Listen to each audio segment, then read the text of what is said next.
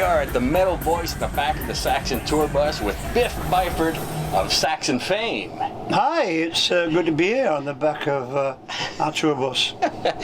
Biff, you have the distinguished honor of being our first interview ever here on the Metal Voice. Oh, wow. Back on 2011, the Call to Arms tour. And at that time, you were over here. I remember clearly you were saying we're going to test the waters again in North America. Yeah. And I think that was quite a success from what we've seen since. Yeah, definitely. We're definitely on the rise again. It's looking good, you know.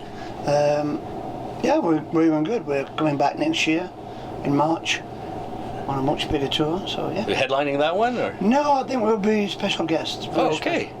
Very, very, very special guests. And then you had Call to Arms, you headlined for Sacrifice, and now you're doing a co-headlining tour with UFO. Yeah. It's a pretty good tour, you know. I mean, obviously it's, you know, UFO are basically closing the show tonight. It's good. We're cool with that. It's good. Is it something that you're always open, or you're alternating night to night? No, we don't alternate, but we both play more or less the same time. Okay. You know, so I mean, obviously we've played this venue before headlining, so. And have you toured with them? We don't mind, you know. Have you toured with them before? I mean, well, we toured with them in March. Okay. This is the second half of the tour. Oh, really. okay. So nothing in the 80s or the 70s. Yeah, we toured America in the 80s with them. Oh, really? I think it was 83 or 84. Oh, okay. Yeah, we did a big tour of America with them. And were they any influence on the Saxon when you guys were starting out? Oh yeah, definitely. Yeah. Yeah, we used to listen to UFO. I mean, UFO musically, obviously, been around a lot longer than we have. You know, their first album. My favourite album's Force It, I think Schenker's last album. That's my favourite UFO album. Oh. But when we toured with them, I think it was Paul Chapman was guitarist with them. And now, you know, you're coming out of the United States into Canada. Are you seeing any difference between American audiences and Canadian audiences? I think the Canadian audience were probably more had probably more albums in the shop because the EMI thing would have come here from England, wouldn't it? Whereas I think down in America people like to buy the imports from England, whereas I think in Canada they already had the imports from England. So maybe they were turned on a little bit earlier to Wheels of Steel and Strong Arm Law here in Canada. But apart from that, not really, no. And you had a great show in Toronto, Paul was saying earlier. Yeah, it was great. It was almost sold out. It was really good. Oh, great. Yeah, pretty good. And then you got a new album coming out called Thunderbolt. Yeah, January the 21st, I think. Oh, great. Which is not that just far around up my the corner, birthday, actually. Yeah, it should be good. So it's all finished, mixed, ready to go? Yeah, I finished it. Andy finished mixing it yesterday. Okay. So it's ready to go. The artwork's ready. I'm just doing all the credits now, you know, for the album, because that's my job as executive producer. So yeah. What's the musical direction of the new album going to sound like? Pretty much same as Battering Ram Sacrifice, you know. It's not going to change drastically. And I hear there's a song dedicated to Lemmy on there. Well, there's a song dedicated to Motorhead, early Motorhead, you know, when we toured with them in 1980. But yeah, it's about Lemmy basically. And that would be the Overkill tour when you were opening for them, or? No, it's a Bomber tour. Oh, Bomber tour, sorry. Yeah. And you know, we all miss Lemmy. But can you sum him up briefly? I know you've known him for decades. Is there any way to describe the man? Yeah, it was the Mad Max of rock and roll. That's well said. Yeah, it was a good mate, Lemmy.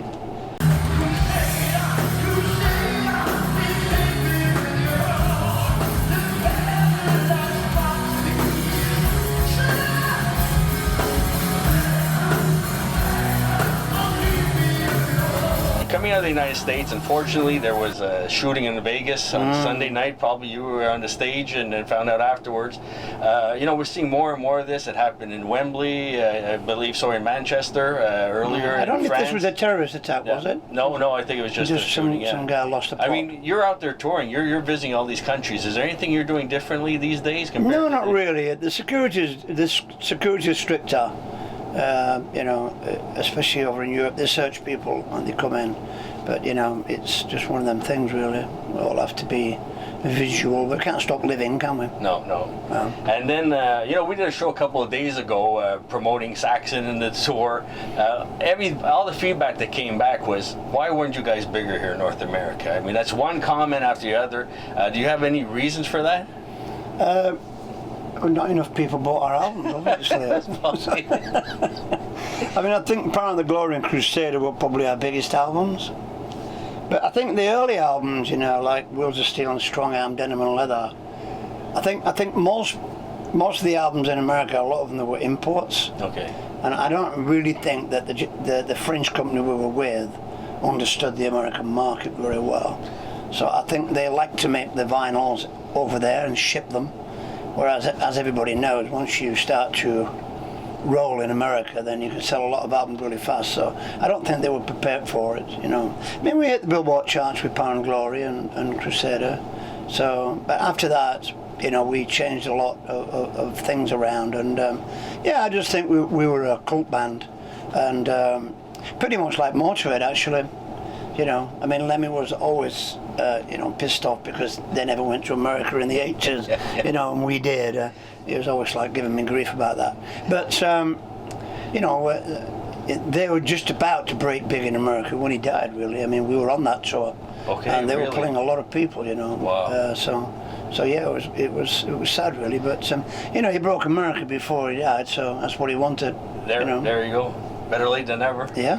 And Jim and I have a theory. Could it have been just the facial hair? Could that have been the reason? The facial hair was one of the reasons why Saxon wasn't bigger in the early '80s. It was the facial hair. It's a theory we have. Who had facial hair? Steve and. Oh, Steve. Well, I suppose he had a mustache. Could have got no hair on top of his head. Yeah, I mean, they both had Mexican mustaches. They both looked like extras from, you know, one of those Mexican cowboy films. You know? Okay. So yeah, I don't know. There was a lot of mustaches in them days. And then, you know, after just a few questions here for some of it coming out of that show was Blackmore Rules writes, and the lyrics in the band's plays on. You talk about seeing the rainbows. Did you ever tour with yeah, we did. Dio era? Yeah, Rainbow, we didn't tour with Dio. We toured with Black Sabbath with Dio. Oh, okay. In America, and we toured America with the I Surrender, you know, that Rainbow with Joel and Turner. Right. And we did some gigs in England with the other guy. What they call him? Graham Bonnet? Yeah. Okay. But Richie kicked us off the tour. We were going down too well. But we were at that point. Then we were really, really, really happening, and you know, we were sort of burning the audience out. So yeah, it's all right. Leave it in there. And he kicked us off the tour. You know. Okay. We got to Wembley, and tour manager said, "You're not on the tour." And we were like, "Why?" And he said, well, "Why do you think?" What do you think? I was like, "Well, fair enough, you know." You guys on your way up, and the Rainbow was struggling to get that. Yeah, they were great, Rainbow. They just didn't understand us. We were like a bunch of punk, metal, hard rock guys, you know. And then, you know, coming out of that show too, we were able to go back and see a lot of the back catalog. I mean, you guys have been consistent for years. Really good, great songs right across the board. How do you choose your set list these days? Well, I usually ask the audience what they want to hear. It's as simple as that. Whoever they call out, you guys are able to play. More or less, yeah. Is there? You'll see tonight. And you know, the Call to Arms tour, I was there. A lot of songs were off that album were played during that tour. Is it going to be the same thing this time around? No, we're sort of rolling back now a bit on Battering Ram. Okay.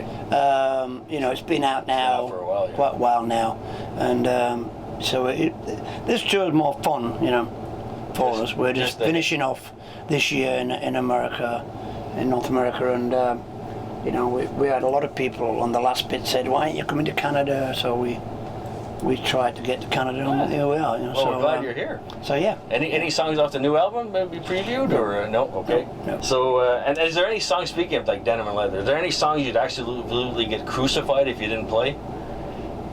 All the big songs. I think we can't get away without playing Princess of the Night.